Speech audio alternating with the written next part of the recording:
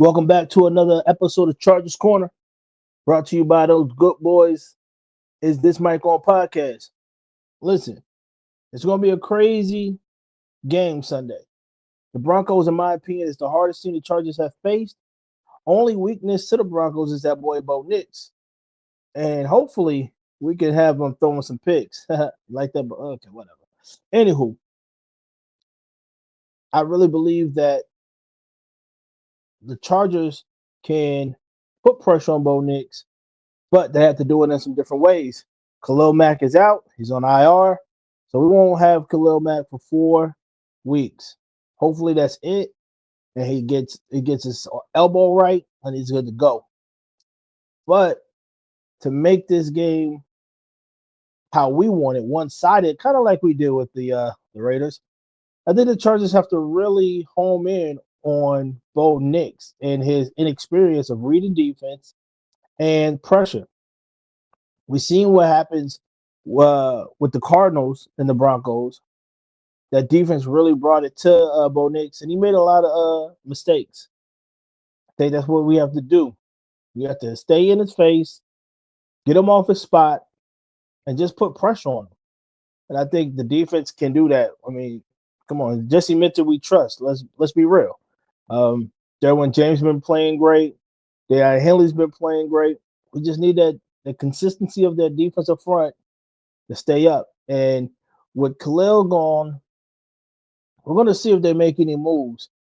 I've heard they try to make some trades here and there, but some teams have said no. They put out a fourth round pick for a player. I'm sorry, I don't know the guy's name from the Packers, and they rejected that.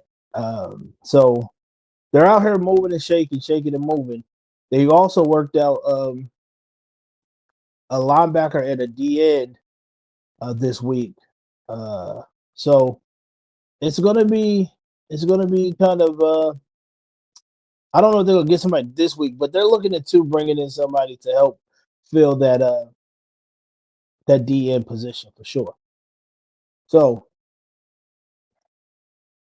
how does the offense beat the Broncos? Listen, the Broncos have one of the hardest defenses in the NFL. Even though it didn't show last week, uh, I think this week it might show if we cannot get the running game off the ground.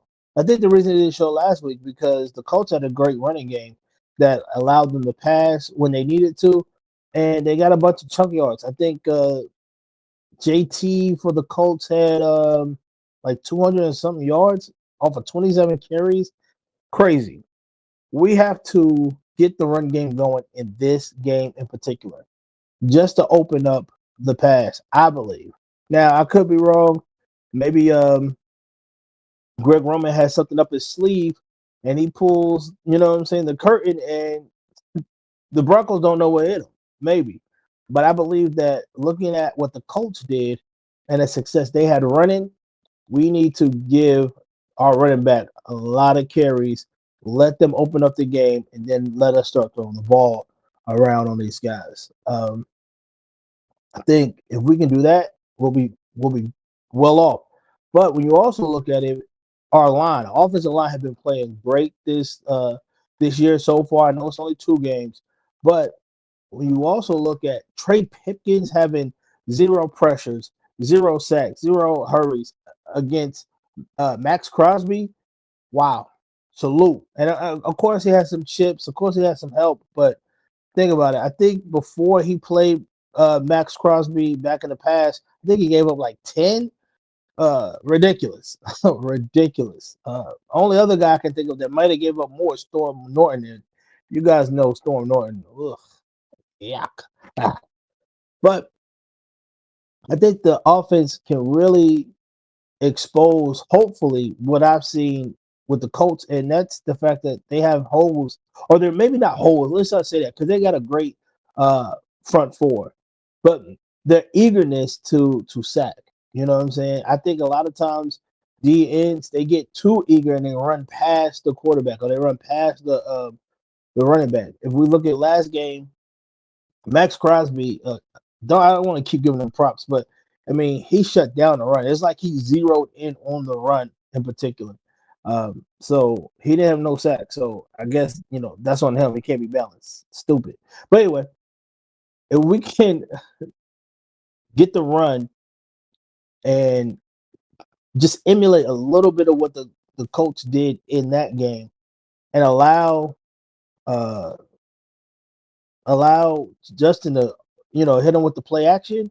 I mean, look what Danny Dimes did. I mean, Jesus, he went crazy on him, and that's him. Imagine what we can do if we just establish the run. I think the run is so important. Even if we have to get a Fisk, into this game to help out, to block, to open some things up, let's do it. Let's get that tight end off the bench into the game for this game in particular. I think the wide receivers are doing fine.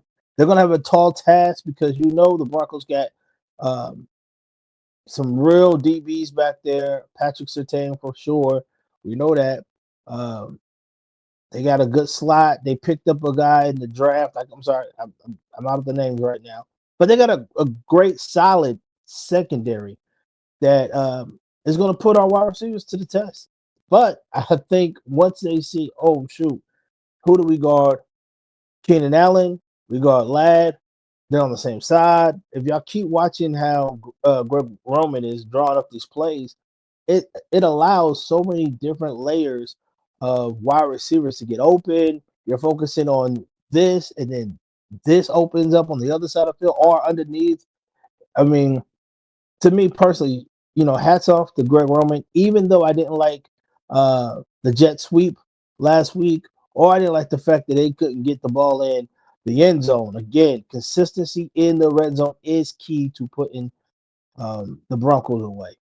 Have to be consistent at that. I think besides that, no mistakes. I mean, we see that Herbert is throwing the ball the way he wants to, making great decisions with it. There was just that one play last week against the Raiders that should have been an interception, but luckily that idiot didn't have no good hands. I'm sorry, But hopefully this week, he stayed clean in the pocket, he delivers, and we can go home with a win. It's so important that we get this win.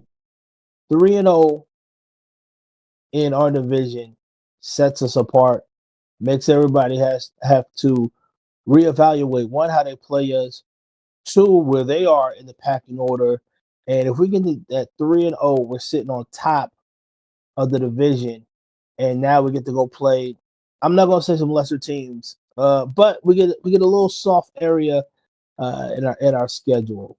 So let's get this win.